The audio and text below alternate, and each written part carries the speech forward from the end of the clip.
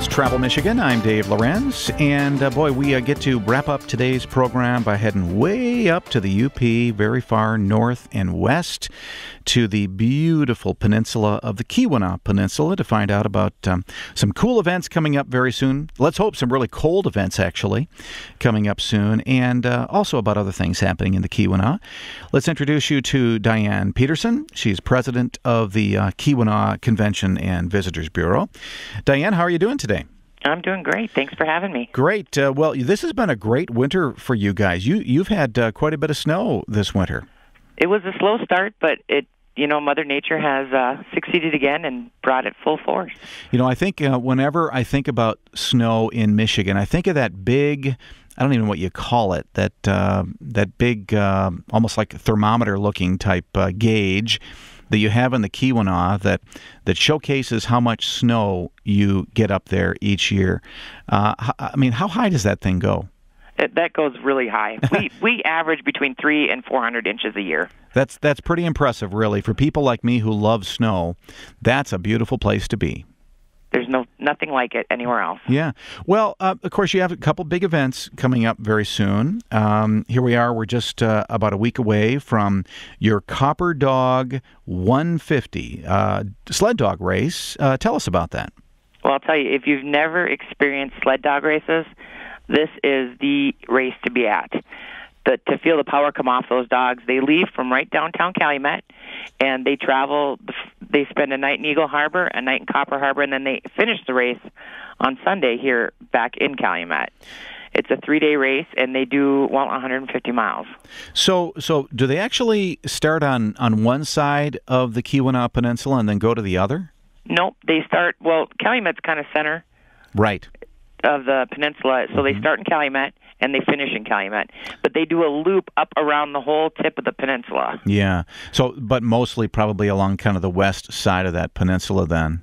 They do some east, but not a lot. Do they? Well, for people who know about the Keweenaw, first off, it's just a beautiful place any time of the year. But one of the things that makes it really spectacular is the Brockit mountain area.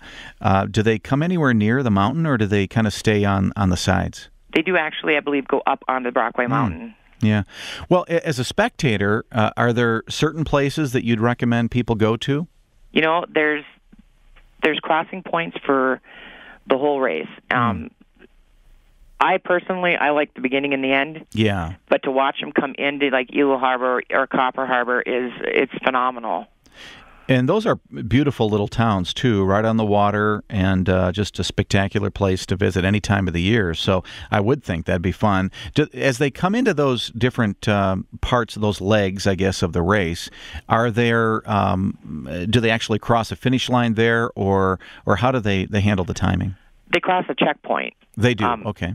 So, and you can also follow the dog sled race online and through Facebook, and I believe we're linked through our website to them. And it's kind of neat just to see it. Who you think comes in first at a checkpoint doesn't necessarily win the race. Yeah, that's typically how those races go. Yep. It's still exciting to see the first one cross, even though they might have left a lot earlier than some of the others. It's always a fun thing. It is. How many teams do you anticipate being in this year's race? I believe they have more than they did last year, so I'd say I want to say there was between 25 and 30 is what I'm thinking. Okay. Yeah. And any idea how many dogs are in a typical team? I believe they're running 10 in a team. About 10 in a team. All right. Well, that should be good. And is there a pretty good purse for people to win? There is. It's a big money purse. This is one of the 3 big races in the Upper Michigan. Yeah. And there's different things. There's different awards that they can win throughout the whole race, and it's kind of neat. We have fireworks, we have bands that play the night of the dogs leaving, and it's one big party, and we send them off with a bang. Starts off on the 1st. What time do you start? And I think that would be a fun place to watch the race actually take off. What time does that get going? They usually kick off about 7 o'clock. In the morning? And then it takes many hours to get all of those teams out onto the onto the course. Yeah, are they 7 o'clock in the morning? So basically At the night. races. Oh, at night. That's what I thought. At night, yep. A lot of them like to do that. Doesn't make any sense to me. But so they basically they race much of the night and then go to the various other places. Right. Wow. Something And else. you can, before the race, walk around and meet the mushers and see the dogs, and it's a really neat experience. Yeah, I really think that seeing those dogs and really getting an appreciation for how much they love to pull is a good idea. So, well, fantastic. So CopperDog 150, starting on the 1st, going through the 3rd, there in the Keweenaw, and recommendation is consider Calumet as the starting point, maybe some of those other communities as they do the checkpoints as well. Yep. Each of the little communities does something a little bit different for the race. Yeah. So they'll have food and whatnot to feed the mushers and all that up in Copper Harbor and Eagle Harbor. Now, you have another race coming up a short time afterward on the 9th, on March 9th. This is called the Great Bear Chase, which sounds fun all by itself. What type of race is that? That is actually a cross-country ski race, and we're not chasing bears. Yeah, well, let's hope not. Let's hope bears aren't chasing us either, which would be really unusual with black bear. They usually run away from you more than anything. Right. So the Great Bear Chase is a cross-country ski race, and any idea what type of area that they race on? They race right out in Calumet. It's at the Sweetown Trails. And this is the 33rd year that this race has actually gone on. And it brings people from all over the country to it. And they do 14 kilometers, 25, and 50. And the big 50-kilometer freestyle race then. Yeah, good. So do you know if they race both classic and skate ski? They do classic and freestyle. So both, yeah. Well, that's always fun to see those people who really know how to freestyle or skate ski. And it is unbelievable how fast they can go on skis on flat land. That's pretty cool. So those two big races coming up, the 1st or the 3rd with the CopperDog 150, the Great Bear Chase coming up on the 9th. So some fun things happening in just a couple of weeks. But there are things and reasons to visit the Keweenaw all year long. As you get into the warmer weather, which is a little ways away, but as you get into the warmer weather, what are people usually coming up to the Keweenaw for? Well, a little bit of everything. There's geocaching, there's hiking. We have some of the best ATV trails around. And, there's fishing and hunting. Anything you could possibly want to do in the outdoors, you can get in the Keweenaw. And now, of course, you talked about how much snow you get. When does it typically kind of melt off so people who might be interested in some of those kind of spring activities can maybe head up with their bikes or plan to do some snow-free hiking, things like that?